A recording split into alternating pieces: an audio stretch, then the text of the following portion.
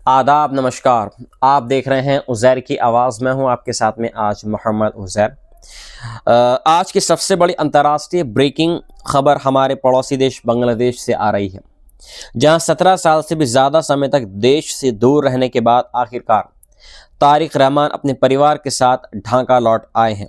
और इस वापसी ने बांग्लादेश की राजनीति में भूचाल ला दिया है, क्योंकि 60 साल के तारिक रहमान न सिर्फ बीएनपी यानी बांग्लादेश नेशनलिस्ट पार्टी के एक्टिव चेयरमैन हैं, बल्कि फरवरी में होने वाले आम चुनावों में प्रधानमंत्री पद के सबसे मजबूत दावेदार माने जा रहे हैं। और इसी वजह से हजारों समर्थक आज ढाका की सड़कों पर उमड़ पड़े हैं, जिनकी भीड़, जिनका जोश और जिनके नारे इस बात का साफ संकेत है कि बांग्लादेश में सत्ता की तस्वीर अब बदलने वाली है। रहमान यूके से अपनी पत्नी जुबैदा रहमान, अपनी बेटी जैमा रहमान और अपने एक पालतू बिल्ली ज़ीबू के साथ लौटे हैं। और उनके साथ उनके दो करीबी साथी अब्दुल रहमान सन्नी और कमल उद्दीन भी थे। ढाका एयरपोर्ट पहुंचने से पहले बनानी एयरपोर्ट रोड से हजारों समर्थक पैदल मार्च करते हुए एयरपोर्ट की तरफ बढ़ते देखे गए।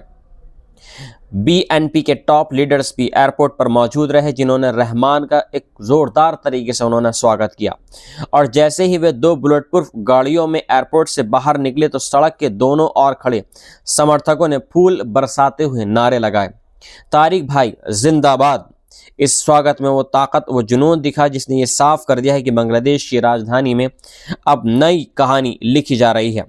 ढाका के परबाचल इलाके में 300 फीट रोड पर उनके लिए एक विशाल रैली का भी आयोजन किया गया, जहां स्टेज पर बीएनपी के सभी बड़े नेता मौजूद रहे, लेकिन मंच से सिर्फ तारिक रहमान ही भाषण दिया, क्योंकि समर्थक उन्हें ही असली नेता, असली विकल्प मानते रहे हैं। पार्टी का दावा है कि इस आयोजन में 50 लाख लोग जुट सकते थे और यह भी संभव था कि यह बांग्लादेश के इतिहास की अब तक की सबसे बड़ी राजनीतिक रैली साबित हो सकती थी। इसके बाद तारिक रहमान अपनी बीमार मां और पूर्व प्रधानमंत्री खालिदा जिया से मिलने एवरकेयर हॉस्पिटल गए, जो लंबे समय से इलाजरत हैं। फिर भी परिवार गुलशन 2 स्थित अपने घर फिरोजा पहुंचा। सुरक्षा को लेकर सरकार और पुलिस पूरी तरह हाई अलर्ट पर थी, क्योंकि पिछले दिनों छात्र नेता शरीफ उस्मान बिन हादी की हत्या के बाद देश में तनाव बहुत ज़्यादा बढ़ गया। और यही वजह है कि तारिक रहमान की इस यात्रा कार्यक्रम को हाई प्रोफाइल सिक्योरिटी कवरेज दिया गया था। अब बात करते हैं इस वापसी के राजनीतिक टाइमिंग की। दोस्तों, ये संयोग नहीं बल्कि पूर्ण रणनीति है। शेख हसीना की सरकार का पतन हो चुका है और आवामी लीग चुनाव लड़ने से अब बैन हो चुकी है। ऐसे में बीएनपी को सीधी राजनीतिक बढ़त मिल गई है। अमेरिका के इंटरनेशनल रिपब्लिकन इंस्टीट्यूट की रिपोर्ट कहती है कि बीएनपी सबसे ज़्यादा सीटें जीतने की राह पर है और इस्लामिस्ट जमात इस्लामी भी चुनावी दौड़ में गंभीर दावेदार है। लेकिन हसीना की पार्टी आवामी लीग ने हिंसक आंदोलनों की धमकी दी है, जिससे चुनाव पर संकट का खतरा अभी भी टला नहीं है। तारिक रहमान के इस फैसले में राजनीति के साथ परिवार की मजबूरी भी शामिल है, क्योंकि उनकी मां खालिदा जिया की तबीयत लगातार खराब चल रही है और बीएनपी नेताओं का कहना है कि रहमान के लिए अब घर लौटना बेहद ज़रूरी हो गया था। आपको याद दिलाते चलें कि तारिक रहमान 17 साल पहले भ्रष्टाचार मामलों के बाद देश छोड़कर यूके चले गए थे, लेकिन उनके समर्थक हमेशा कहते रहे कि इन मामलों में उन्हें राजनीति के तहत फंसाया गया है। आज जब वे लाखों समर्थकों की गर्गजना के बीच वापस लौट रहे हैं, तो ये वापसी उनके लिए सिर्फ घरेलू वापसी नहीं बल्कि राजनीतिक पुनर्जन्म माना जा रहा है। ढाका में लोग कह रहे हैं Bangladesh is waiting for new leadership, और लोग कह रहे हैं ये सिर्फ नेता की वापसी नहीं, ये पूरे बांग्लादेश की राजनीति के एक नए अध्याय की शुरुआत है। अब एक तरफ जनता का सैलाब है तो दूसरी तरफ चुनावी कटडाउन और संघर्ष की तैयारियां। इसलिए ये बेहद दिलचस्प होगा कि आने वाले हफ्तों में बांग्लादेश की राजनीति किन किन मोड़ों से गुजरती है और क्या तारिक रहमान सच में प्रधानमंत्री की कुर्सी तक पहुंच पाएंगे। दोस्तों, आप हमें जितनी भी ये न्यूज़ आपने सुनी है, आपको अगर लगता है कि तारिक रहमान बांग्लादेश के नए प्रधानमंत्री बन सकते हैं और इसमें क्या वजवात होनी चाहिए, तो आप हमें कमेंट्स कर सकते हैं। मिलता हूं आपसे एक नई रिपोर्ट के साथ में। जय हिंद। और ये भी सबसे एक इम्पॉर्टेंट बात यह है कि अगर तारिक रहमान बीएनपी कि जो वो उम्मीदवार बनकर खड़े हो रहे हैं प्रधानमंत्री पद के लिए बांग्लादेश के अंदर, तो भारत के लिए बहुत फ़ायदे की बात है, क्योंकि ये पार्टी हमेशा से भारत के हितों के लिए इसने काम करा है, जैसे और दूसरी पार्टियों ने काम करा है। मिलता हूं आपसे एक नई रिपोर्ट के साथ में। जय हिंद, आदाब, नमस्कार। आप देख रहे हैं उज़ैर की आवाज़ में हूं आपके साथ में आज मोहम्मद उज़ैर। आज की सबसे बड़ी अंतर्राष्ट्रीय ब्रेकिंग खबर हमारे पड़ोसी देश बांग्लादेश से आ रही है, जहां 17 साल से भी ज़्यादा समय तक देश से दूर रहने के बाद आखिरकार तारिक रहमान अपने परिवार के साथ ढाका लौट आए हैं।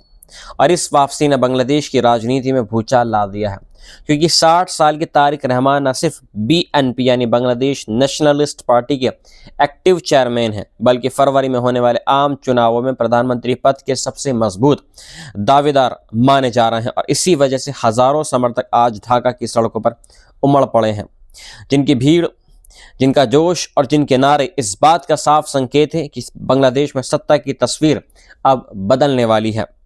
रहमान यूके से अपनी पत्नी जुबैदा रहमान, अपनी बेटी जैमा रहमान और अपने एक पालतू बिल्ली ज़ीबू के साथ लौटे हैं, और उनके साथ उनके 2 करीबी साथी अब्दुल रहमान सन्नी और कमल उद्दीन भी थे। ढाका एयरपोर्ट पहुंचने से पहले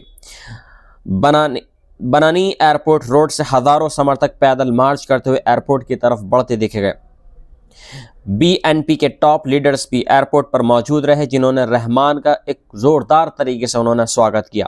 और जैसे ही वे 2 बुलेट प्रूफ गाड़ियों में एयरपोर्ट से बाहर निकले तो सड़क के दोनों ओर खड़े समर्थकों ने फूल बरसाते हुए नारे लगाए, तारिक भाई जिंदाबाद।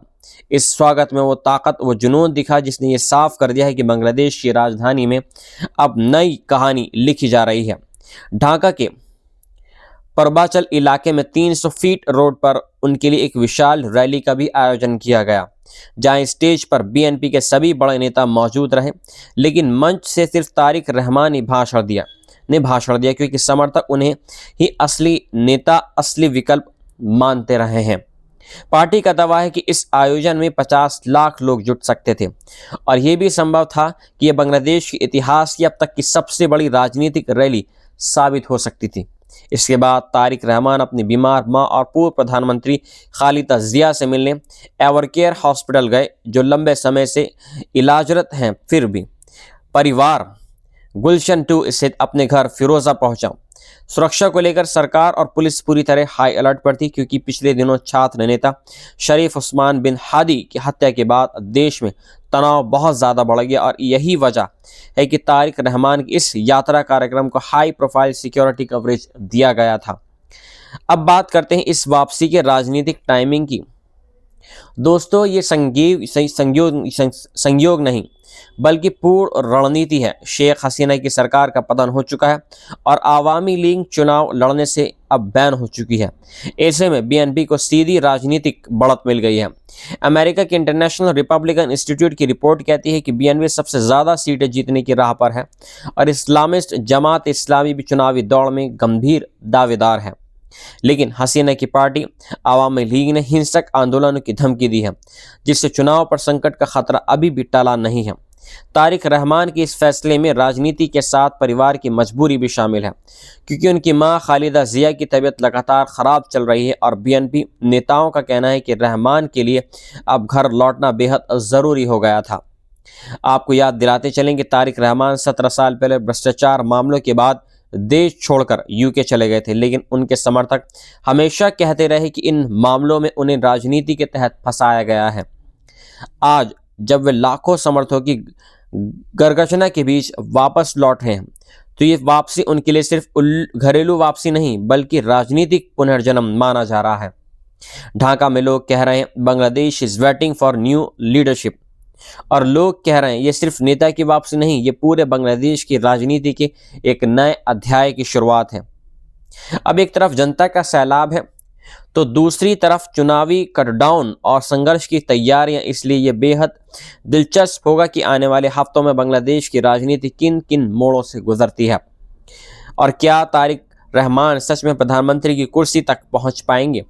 दोस्तों, आप हमें जितनी भी ये न्यूज़ आपने सुनी है, आपको अगर लगता है कि तारिक रहमान बांग्लादेश के नए प्रधानमंत्री बन सकते हैं और इसमें क्या वजवात होनी चाहिए, तो आप हमें कमेंट्स कर सकते हैं। मिलता हूँ आपसे एक नई रिपोर्ट के साथ में। जय हिंद।